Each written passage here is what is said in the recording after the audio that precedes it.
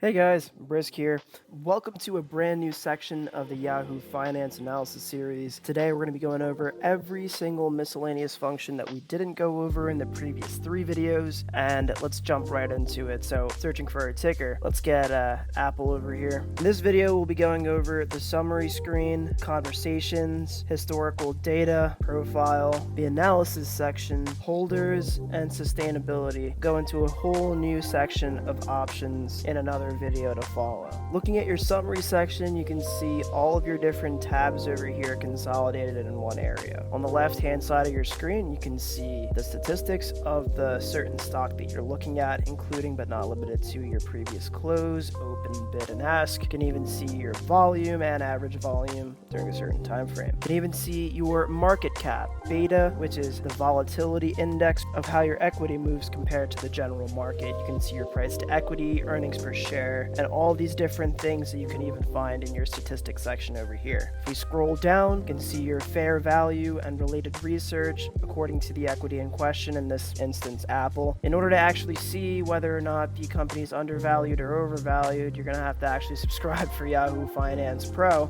I think that the free version works just fine. You can see the related research according to what Morningstar thinks, what individuals believe about investment in general. You can even see the certain chart patterns on the right hand side. That brings us to the right hand side of the screen. You can even see that this chart, this mini chart, kind of equates overall to your chart section over here. So far we've seen our statistics and our chart right in the middle of our screen for the summary section. So you can see exactly how the Apple chart is looking. Performance outlook depends on analyst outlooks. So analysts believe that the short term is bullish, mid-term is bullish, and long-term is bullish. I wouldn't be surprised because Apple stock always goes up. You can even see bullish chart indications. You can even see bullish chart indications as the moving average convergence divergence is indicating a strong bullish pattern. If you scroll even more down on the left-hand side, you can see related videos to Apple Incorporated, including but not limited to your news about Apple, press releases, and certain research reports as well. On the right-hand side of your screen, you can see tickers that people look at in accordance with Apple. So you can also see that they look at all the FANG stocks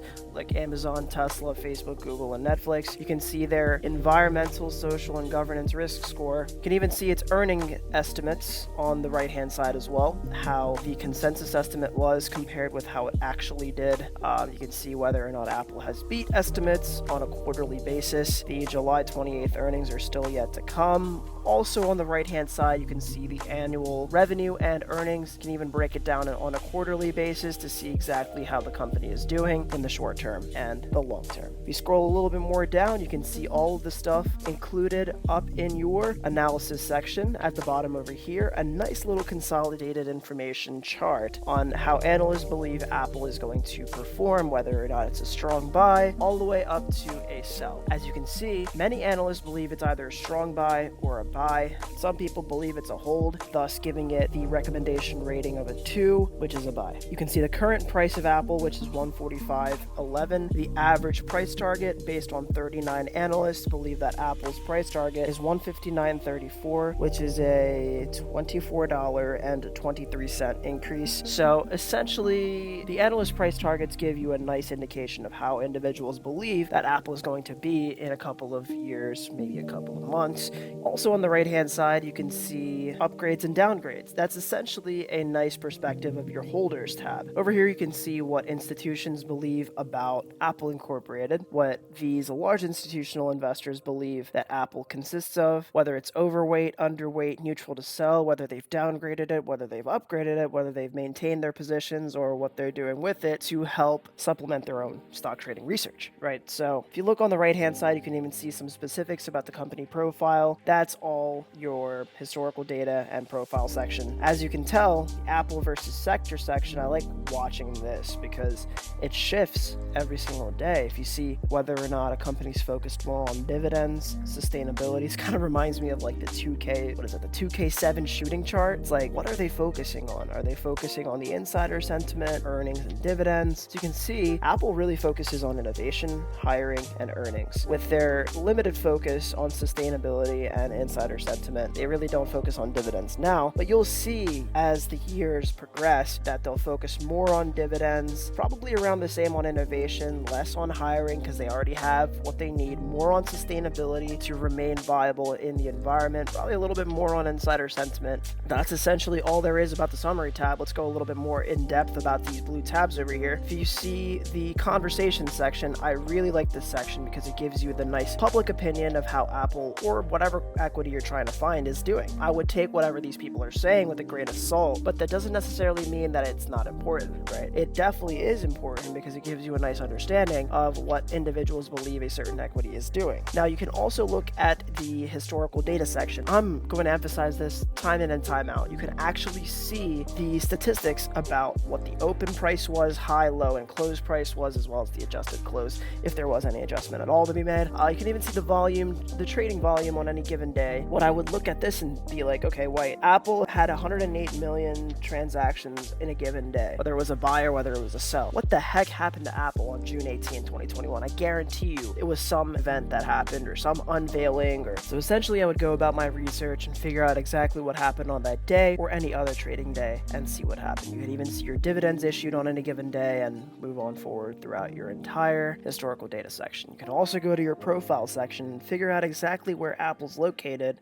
You can see what your key executives are, as well as the sector and industry that Apple has. You can also see the full-time employees that it has, as well as where it's actually located, its brief description about how the company is, and corporate governance. This is the ESG score that you can see in this section of sustainability over here as well. Now, let's go a little bit more in depth with the analysis section, and we can see exactly all of the different estimates for earnings, revenue, for the earnings, actual earnings history, the EPS trends. You can even see the revisions if there were any, as well as the growth estimates for the equity in question. So if we scroll all the way up, we can see how many analysts are giving their earnings estimates, and we can actually see what their low, their high, and their average estimates are, and compared to their year-over-year EPS. Scrolling a little bit more down, we can see their revenue estimates as well, how many analysts are giving their revenue estimate, in addition to your year-ago sales and your growth estimates. If you scroll on down, there's a wealth of information on this page, but the best thing to keep in mind is what people are believing about the equity, what the sentiment is like, and how it's like compared to its competitors. So if we're looking at Google, you kind of want to see exactly what the analysis section on Google is. You can see what their estimates are for earnings. You can see whether or not people believe it's a strong buy, whether it's a strong sell. Keeping all these different things into account definitely helps you supplement your stock research journey a whole lot more. Now let's go back to Apple and scroll on up over to the holder section. This gives you a nice holistic perspective of how many major holders Apple has, how many institutions are holding shares of Apple, how much percent float is held by institutions, how much percentage of shares, outstanding shares that is, are held by institutions. You can see that 7.43% of Apple shares held by institutions is the Vanguard Group, followed by BlackRock Incorporated and Berkshire Hathaway. You can even scroll on down and see exactly what the mutual fund holders are. You can see the Vanguard 500 Index Fund, Vanguard's Total Stock Market Index Fund, how many shares that these ETFs essentially hold. If you scroll on up, you can see exactly the inside roster and how many individuals inside of the organization are making transactions. You can even see the sustainability and see that there is a significant controversy when it comes to Apple. That might be a little bit outdated. That might be related to their offshore labor tendencies, but their environment risk is low, their social risk is high, and so is their governance risk. So I would assume that given the fact that the peer average is 1.6 and that Apple is located around the higher end, the controversy related to Apple is slightly higher than anticipated. So with that being said, we have went over all of the different aspects of Yahoo Finance to supplement your stock trading research journey. Thank you guys so much for watching. Leave a like if you enjoyed, subscribe if you're new, ring those bells for brand new Brisk videos. This is Brisk Commerce, and I'm checking out. See you guys later.